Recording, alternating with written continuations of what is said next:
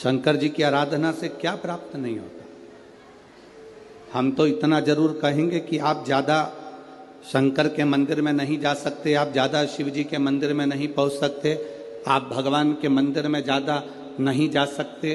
तो हम तो यहाँ तक कहेंगे, जैसे शादी में जाओ, कुछ खाओ ना खाओ, शादी में जाओ,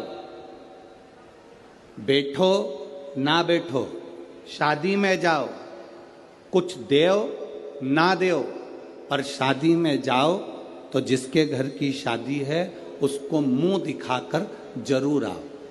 क्यों मुंह दिखाकर आओ? जिससे उसको मालूम पड़े कि हमारे घर की शादी में ये आया था, तो तुम्हारे यहाँ जब शादी हो तो वो भी तुम्हारे घर पर जरूर आए, भले खाए ना खाए, दे ना दे, पर तुम शादी में जाओ, कुछ खाओ ना खाओ, कुछ देओ ना देओ, कुछ बैठो ना बैठो, पर उसको मुंह दिखाकर जरूर आओ, जिससे ये मालूम पड़े कि मैं तुम्हारे घर शादी में आया था। तो उसके यहाँ उसको ये लगे कि इसके घर की शादी में मुझे जाना पड़ेगा। हम भी यही कहते हैं, शंकर जी को चढ़ाने के लिए जल नहीं है मत चढ़ाओ, बेलपत्र नहीं है मत चढ़ाओ, शमी पत्र नहीं है मत चढ़ाओ, एक चावल का दाना नहीं है मत चढ़ाओ, पर तुम्हारे पास कुछ भी नहीं है तो भी उसके मंदिर तक, उसके दरवाजे तक जरूर जाओ। वो आपको देख लेगा ना तो समझ जाएगा कि एक ना एक दिन इसके दरवाजे पर मुझे भी जाना है। तेरे मंदिर में आना मेरा काम है और मेरी बिगड़ी बनाना। हम उसकी चौखट तक जाते रहे,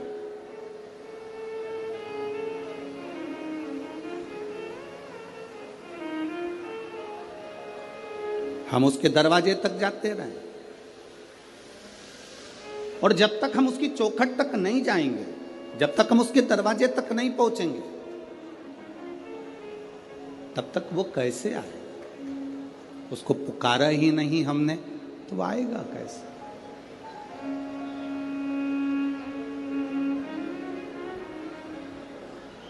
कोई जाए जो काशी में मेरा पैगाम ले जाए, कोई जाए। हम कोई कार्य करते हैं तो शिव कथा कहती है ये निश्चित है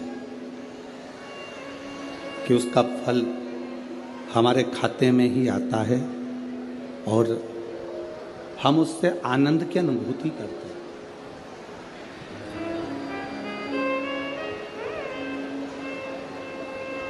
भजन करने की,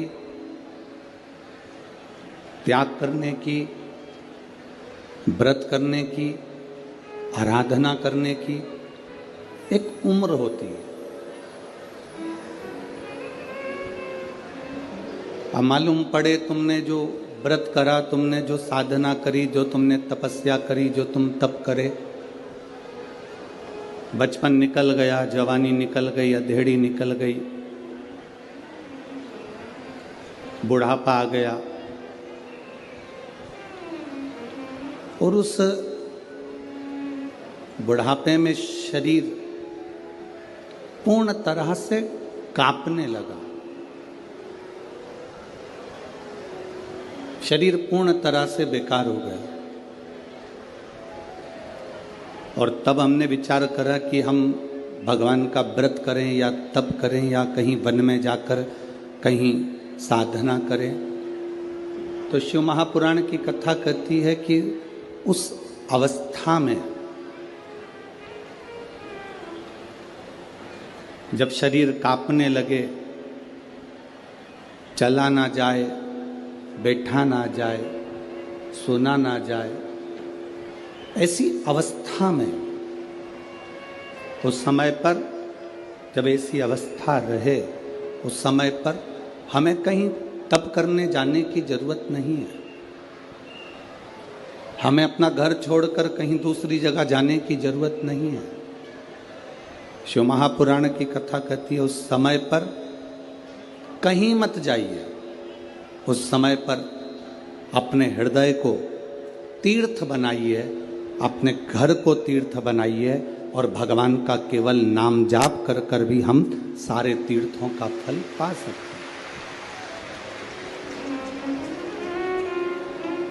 कि तेरी कृपा बिना न हिले एक भी अणु, लेते हैं श्वास तेरी कृपा से तनु तनु।